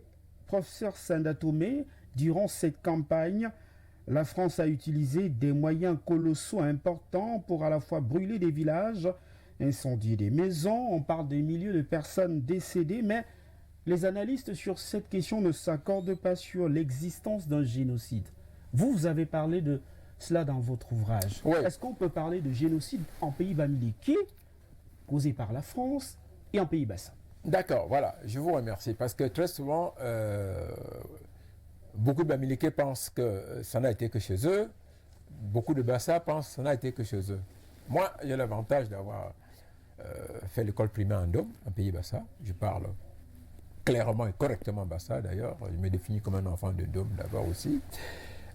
J'ai vu les têtes coupées en Dôme, j'ai vu les têtes coupées à l'ouest. Vous savez, il y a des crimes que l'on ne peut pas cacher. Ce qui s'est passé en pays bamiliqué, en pays bassa, était horrible. Vraiment, c'était horrible. C'est au-delà de ce qu'on peut décrire. Il y a effectivement eu génocide. Ça, je pense que, bien évidemment, sur la dimension, l'ampleur, écoutez, il y a par exemple l'ouvrage de Pierre Bobda qui s'inscrit en faux sur le nombre de 400 000 morts et ainsi de suite. Mais le problème n'est pas là. Quand on parle de génocide, la définition dans le droit international ne prend pas en considération le nombre de morts. C'est la stratégie, c'est la politique, c'est la méthodologie, c'est le ciblage d'une population. Et c'est des moyens utilisés aussi. Quand vous... Attendez, ce qu'on a envoyé au Cameroun pour éradiquer l'UPC, c'était des soldats qui venaient d'Indochine, qui avaient été vaincus là-bas, qui avaient le sang dans les yeux. On a utilisé le napalm. Dans mon propre village, à Bangou, il y a des endroits où les herbes, où aucune culture ne pousse, toujours jusqu'à aujourd'hui. Donc, je pense que nous avons là un contentieux historique qu'il faudra solder tôt ou tard. J'aime bien souvent quand le professeur Sinjun Pokam dit et maintient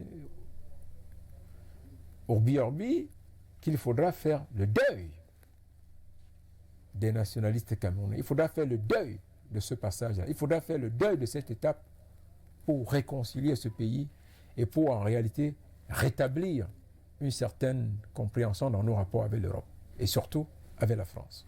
Deux mots sur deux ouvrages. D'abord l'ouvrage dédié à Yves-Michel Fosso. Vous en avez fait deux. Trois à la limite. Comment se porte-t-il, professeur Sandatomé, aujourd'hui? Écoutez, vous l'avez eu au téléphone, ça va? Personnellement, je sais ce que vous savez, que c'est un malade qui a bénéficié de la magnanimité du chef de l'État pour être évacué dans une formation médicale appropriée pour sa pathologie. C'est tout ce que je peux vous dire. Pourquoi avoir écrit 3 ouvrages sur Yves-Michel Fosso? Premier ouvrage où vous parlez justement d'Yves-Michel Fosso, vous l'avez compris. Deuxième ouvrage, vous plaidez pour Yves-Michel Fosso. C'est une question de conviction. Il vous a convaincu lors de vos entretiens? C'est une question de conviction. Je crois que si vous me connaissez bien, j'embrasse des causes. J'embrasse des causes au quotidien et je les défends. Je n'ai même pas besoin de l'avis des intéressés.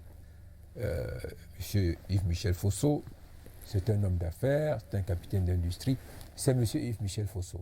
Maintenant, moi, je me suis occupé d'un citoyen que j'ai estimé innocent, tout court. J'ai estimé... Vous vous substituez à la justice? Non, pas du tout. Je ne me substitue pas à la justice. Vous savez, je suis leader d'opinion, je suis intellectuel, j'ai le droit de porter des idées. Quand vous, journalistes, vous avez porté un cercueil pour mettre devant la porte du ministre Laurent Esso, où c'était le projet, je me suis levé contre ça. J'ai écrit un livre dessus. La presse en accusation, soupçon sur un pouvoir au-dessus de tous les autres pouvoirs. J'embrasse des causes Et je suis cohérent avec ma conscience. Je ne suis pas un opportuniste. J'embrasse des causes au quotidien, ici et ailleurs, et je les défends. J'estime que c'est un caractère personnel. Et pour M. Fosso, c'est cela. De M. Fosso en tant qu'homme d'affaires, capitaine d'industrie, vraiment, je ne veux même pas en entendre parler, mais en tant que citoyen et tout, qui méritait d'être défendu, oui, je l'ai défendu. Parlons de la cohérence de l'homme, de l'intellectuel que vous êtes. Souvenez-vous de ce livre que vous aviez, pas un livre en tout cas, c'est un article que vous aviez publié, c'était le 10 février 2012, intitulé « L'après-Bia et les Bétis ». Vous vous en souvenez? Oui. Pourquoi l'avez-vous écrit? Est-ce qu'aujourd'hui, vous qui êtes l'intellectuel cohérent, vous ne regrettez pas d'avoir écrit cet article? Pourquoi non? Pas du tout. Je pense qu'il faut faire assez attention. Non, pas du tout. C'est extrêmement important. Moi, je l'ai dit et je le répète. Ça me paraît fondamental. Si les gens le comprennent dans le contexte actuel, nous allons avancer beaucoup. Après que le président soit arrivé au pouvoir, dans toutes les bonnes dispositions, les bonnes grâces que l'on a connues, nous avons assisté à des déviations. Ces déviations ont entraîné une foule d'imperfections dans le système de gouvernance et a suscité des appréhensions dans l'esprit de beaucoup de Camerounais, notamment en ce qui concernait la répartition des responsabilités dans l'appareil d'État et la gestion de grands ensembles de formations. Alors, lorsque je fais cette réflexion en 2012, je me situe exactement dans qu'est-ce qu'il en sera quand le président ne sera plus là. Voilà la réalité. Qu'est-ce qu'on fera après le président? Et aujourd'hui, je peux vous apporter des réponses beaucoup plus appropriées, beaucoup plus élaborées. Je continue à le dire. Si vous n'avez pas compris la mécanique par laquelle le président arrive au pouvoir, c'est-à-dire qu'il n'a arraché le pouvoir personne, qu'il n'a tué personne pour arriver au pouvoir, qui arrive au pouvoir et qui déclare c'est par hasard qu'il suis né dans le Sud, et 2 ans après, on essaie de le tuer, il réalise en réalité la dangerosité du pouvoir et se recadre un peu. Vous savez, c'est à ce moment-là que surgissent ce qu'on peut appeler des lobbies villageois qui dénaturent complètement la pratique, le discours de la rigueur de la moralisation de l'époque, et nous assistons à une déconstruction complète de ce qui pouvait apparaître comme un équilibre dans la gestion de pays en termes de répartition entre les différentes régions. Cet article, c'est davantage cela. Et quand je vous dis... Est-ce que les données statistiques qui vous ont servi pour publier cet article ne sont pas erronées? Ah non, pas du tout. Je pense que non. Je pense que je l'ai souvent dit, quand vous voulez faire la comptabilité, directeurs généraux, ministres, ainsi de suite, moi aujourd'hui, objectivement, je ne fais plus cette comptabilité. Je vous ai donné la réponse que j'ai donnée à quelqu'un qui me parlait des recteurs il y a quelques jours. Non. C'est une comptabilité devenue extrêmement embêtante et je dirais même obsolète. Elle est nécessaire, si vous voulez, dans un pays aussi complexe comme le nôtre où on parle de 200 différentes identités linguistiques et ethniques, ainsi de suite. Elle est nécessaire, mais simplement, vous ne pouvez pas en faire une conditionnalité pour l'avancement du pays. Moi, je le dis objectivement aujourd'hui. Je prenais le cas en arrivant ici tout à l'heure. Vous avez un événement qui s'est produit à Ebolova. Dès le lendemain, alors tout le monde sort les couteaux ethniques et tout. Quand tout le monde fait ça, qui va arranger? Moi, j'ai été à Foulassi immédiatement après cela. Ce que j'ai vu m'a complètement embêté. J'étais tellement content quand je suis allé à Foulassi. J'ai vu une population qui elle-même se plaignait d'avoir été abandonnée. J'ai dit des boulots. Alors, quand vous revenez à Yaoundé et que vous vivez dans notre microsome ici, on vous dit, mais non, vraiment, les bêtis ont fait ceci, les boulots ont fait ceci. Et vous regardez, je voyais passer tout à l'heure l'information, que ce n'est que maintenant qu'on va essayer de faire une route entre Ebolova, passant par Akomdo jusqu'à Kribi. Je ne sais pas si vous allez dans cette région-là. Il n'y a aucun endroit comme ça à l'ouest, ni peut-être même au nord. Ça, c'est extrêmement important. C'est pour dire quoi? Nous devons relativiser ces déformations, ces défaillances-là aujourd'hui pour offrir une chance au dialogue. Quand vous avez une bavure qui entraîne la mort d'un jeune à Bafoussam, on vous dit tout de suite, je vois des individus vraiment complètement écervelés dans les réseaux sociaux. Ah, les boules veulent exterminer les Bamileke. Attendez, il faut être vraiment animé d'un esprit de sanguinaire et d'incendiaire. Parce que les bavures, vous les avez partout, tous les jours. Il n'y a pas, je le disais tout à l'heure avant de sortir à des amis, mais vous n'avez pas un gendarme ou un policier qui sort chez lui le matin en disant « je vais aller tuer quelqu'un ». Ce sont des bavures. Et à la suite de cela, quelques vandales, des individus, à cette fois-là, avec des intentions mais préméditées, veulent incendier la brigade, incendient un véhicule de gendarmerie. Quand demain, il y aura chaque fois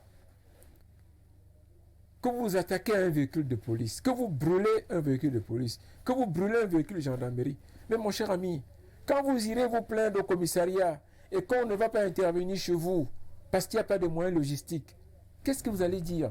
Je pense qu'il faut savoir raison garder. Ça, c'est encore une fois de plus les conséquences du discours de haine ambiant. Et ça, c'est les adultes, ça, ce sont des intellectuels, ça, c'est les responsables des partis politiques. Il faut qu'ils cessent, qu'ils arrêtent avec ça. Parce que quand je commets ce papier en 2012, c'est un cri d'alerte, en réalité. Vous ne pouvez pas, dans un pays comme ça, continuer à cultiver le sectarisme, y compris d'ailleurs dans les nominations. C'est grave, c'est pas bien. Dans le même temps, la réponse en retour, nous parlions par exemple du grand dialogue. Vous ne pouvez pas émettre des conditionnalités à chaque moment pour contribuer à l'avancement du pays. Si on ne fait pas ci, je ne viens pas. Si les Bamileke ou les Kirdi ou les Sawa n'ont pas 10 postes, le Cameroun est mauvais. Si mon oncle n'est pas là, rien n'est mauvais. Tout ne marche pas. Je n'ai pas été au palais de congrès, tout ça est zéro. Mais non, mon cher ami. La politique du tout ou rien, ça ne marche pas. Nous n'irons nulle part avec ça. Nous allons tout brûler. Et nous allons nous brûler. Très bien. C'est parce qu'on souhaite pour le Cameroun, professeur Sanda. Heureusement. Je voudrais qu'on sorte de cette phase d'échange avant d'évacuer quelques journaux qui paraîtront lundi. Oui. On parle beaucoup du groupe communautaire LACAM. L'avez-vous créé avec le professeur Sindio Pokam? Et pour quel intérêt? Non, je pense que Mais c'est triste parce que des années après, beaucoup de personnes continuent de ne toujours pas... On a expliqué 100 fois. Vous savez, en 90-91, nous étions vraiment dans une transition extrêmement difficile au Cameroun. Il fallait restaurer le multipartisme et tout. Vous connaissez tous les incidents que nous avons eus. Ça a été extrêmement rigoureux, difficile, douloureux même. Il y avait eu des incendies à Yaoundé, incendies de biens et tout. À Douala, on avait absolument presque la même situation. Je pense qu'il y avait un trouble généralisé. Et comme vous le savez très bien, différentes réunions, différentes associations et différents regroupements de Bamileke s'interrogeaient en réalité. Pour les structures qui existaient déjà, il fallait quand même trouver un discours cohérent, il fallait une structure qui puisse permettre de générer des mots d'ordre, de générer des appels d'apaisement, et ainsi de suite, de créer un cadre permettant même de parler au pouvoir, de parler aux autres villages, aux autres communautés. C'est ce qu'on a fait. Voilà l'origine de l'ACAM. Et attention, ce n'est pas l'émanation de deux intellectuels. Non, pas du tout. Vous parlez de ceux que vous voyez. C'est l'émanation profonde. Il a fallu que les différents groupes qui se réunissaient à Douala, Yaoundé, Bafoussam, ainsi de suite au nord, se mettent ensemble autour de quelques patriarches pour réfléchir. On fait comment? Il faut trouver le moyen d'avoir un discours cohérent, d'aller apaiser les gens. On a fait beaucoup de travail. On a été à Mimboman, on a été... partout à Douala pour dire aux gens, non, ne faites pas ça, non, ne répondez pas à la provocation et tout. Voilà comment c'est né. Et par la suite, l'association des chefs traditionnels à l'Ouest lui ont donné un nom. C'était comme ça. Au départ, d'ailleurs, ça aurait pu s'appeler Koumj. Et ils ont choisi, ils ont préféré la CAM, ils ont dit, parce que c'était quand même le lieu initiatique.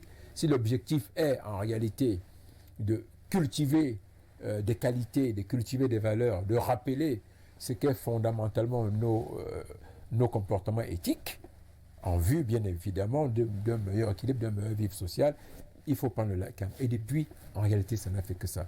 On a fait énormément de choses positives et c'est tout. N'allez pas chercher midi à 14h. Nous n'en sommes en réalité que les têtes les plus visibles. C'est l'ensemble des réunions, l'ensemble des regroupements partout où se trouvent les Bamileke. C'est ça qu'on appelle le LACAM en réalité. Avec l'onction de chefs traditionnels, bien sûr, parce que rien au-dessus des chefs. C'est juste une structure de coordination en réalité de toutes les activités des groupes Bamileke et qui est en mesure, dans un contexte précis, de dire voici ce qu'il faut faire. Par exemple, dans le contexte actuel, je peux vous dire tout de suite que nous sommes complètement voués au dialogue. Nous ne sommes pas disposés dans l'esprit que les gens ont de susciter la haine, de susciter la méfiance, de susciter la vengeance. Non, vraiment non, pas du tout, vraiment non. Nos ancêtres même ne l'accepteraient pas. Ça, il faut que vous le mettiez en tête. Le Bamileke, foncièrement, on n'est pas dans cette logique de violence, on n'est pas dans cette logique de haine. Et voilà. Un mot, professeur Sandatomé, sur votre mouvement. Tout à l'heure, vous indiquiez qu'il n'y a pas d'opposition au Cameroun. Cette opposition n'a visiblement pas d'assise doctrinale, pas de stratégie. Où situez-vous votre formation politique? Écoutez, voilà, vous me posez très bien la question. D'abord, ça s'appelle le MPDR. Mouvement populaire pour le dialogue et la réconciliation. Je vous ai dit quelque chose tantôt qu'il fallait bien comprendre. Chaque fois que vous vous impliquez socialement, que vous vous mettez en position de jouer un rôle dans l'encadrement communautaire de population, à un moment donné, effectivement, il faut croître. Il faut sauter le pas, il faut vous impliquer dans ce qui peut ressembler ou être le processus de désignation de ceux qui institutionnellement gèrent la société, font les décisions et façonnent le destin de la population. Les associations ne façonnent pas le destin de la population, ne gèrent pas les décisions, ne gèrent pas la formulation institutionnelle de la cité. Alors, fallait-il être un parti politique comme les autres? Je dis non, pas du tout. Pour quelqu'un qui a mon parcours, qui a mon bagage et les personnes que j'ai rencontrées, non. Pour quelqu'un qui a la multiculturalité, la pluralité, n'est-ce pas, des origines que j'ai, le tour que j'ai fait, en réalité, c'eût été absolument inacceptable de s'enfermer dans un carcan où on va encore faire le ping-pong. Je vous le dis tout de suite, je ne me range pas dans ce qu'on appelle opposition. Je ne suis pas là-dedans. S'il s'agit de sécréter la guerre, de critiquer tout ce qui existe, d'enflammer les foules, parce qu'on aime ça, Biya c'est un voleur, tel a mangé, tel... Je ne suis pas dedans, monsieur, pas du tout. Nous devons réconcilier les Camerounais. Nous devons aller aujourd'hui vers le dialogue. Quel que soit le cas, y compris même avec des fous, des malades mentaux, des criminels, des voleurs, tout ce que vous voulez. Tant qu'on est Camerounais, nous sommes condamnés à nous entendre. Il faudra qu'on aille vers là. Et notre objectif, c'est qu'on le commence à la base, dans les quartiers. Comment pouvez-vous être dans un pays aujourd'hui où l'enfant, le fils, donc fait une citation directe à sa grand-mère, le grand-père fait la citation directe à son gendre, à son petit-fils? Non, monsieur. Tous les jours, c'est le commissariat, avec les plaintes, c'est la gendarmerie. Non, on peut faire autrement. Nous nous appelons Mouvement populaire pour le dialogue et la réconciliation pour le vrai, monsieur. Nous allons organiser partout, dans les quartiers. Je dis bien partout. Il y a 40 ans en arrière, toutes les chefferies réglaient des problèmes. Ça n'allait même pas au commissariat. Pourquoi on en est arrivé là? N'importe quoi, c'est les plaintes. Il n'y a même plus, même pas chez les Bamileke, monsieur. Toutes les tontines, maintenant, c'est au commissariat. Tel n'a pas payé, on va au commissariat. Non. Le MPDR veut faire les choses autrement, monsieur. Que je le dise ici, les gens vont s'organiser en prenant la philosophie partout où ils se trouvent, créer des structures à la base avec les chefs de quartier et construire le dialogue à la base.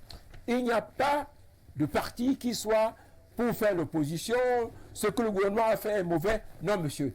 Quand ce ne sera pas bien, nous dirons, on aurait pu faire de cette manière-ci. pas comme cela. Et on dit, la règle, ceux qui portent le discours de la haine et de la flamme, si quelqu'un veut adhérer à ce parti, parce qu'il pense que le promoteur va militer, qu'il ne vienne pas. Là, vraiment qu'il reste. Je n'en veux pas. Merci, professeur. Je voudrais que l'on prenne sans transition quelques-unes des journaux qui paraîtront le lundi 9 mai.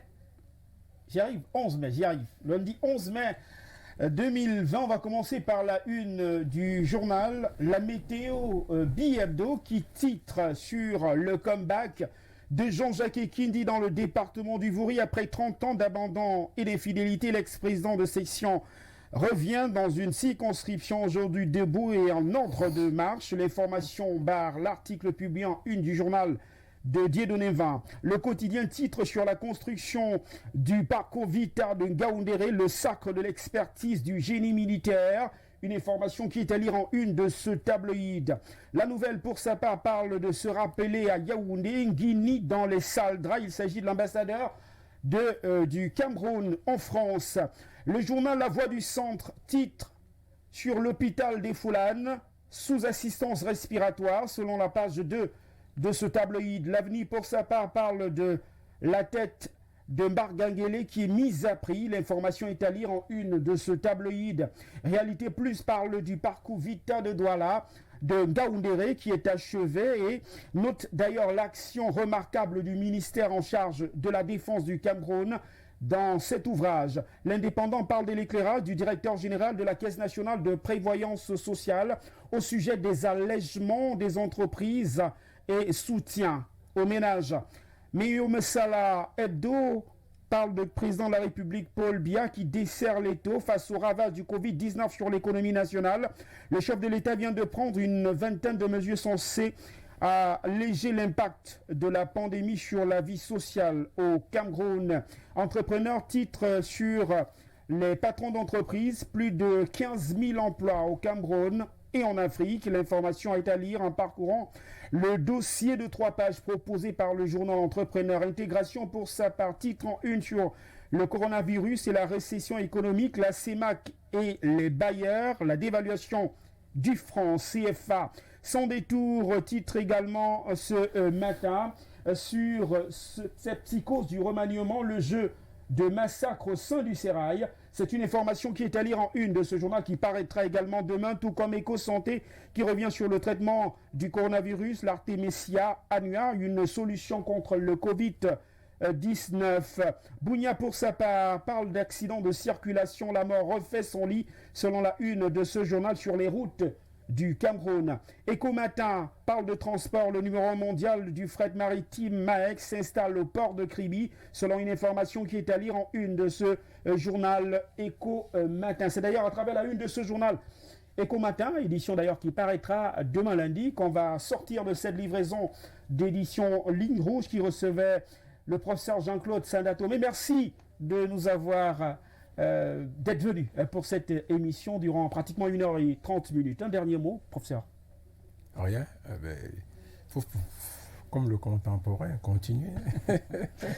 En tout cas, merci d'être venu pour cette livraison de Ligne Rouge ce soir sur les antennes d'Info Télévision. Merci d'avoir suivi cette édition. J'aurai le privilège et le plaisir de vous retrouver dimanche prochain, s'il plaît à Dieu. Bien le bonsoir.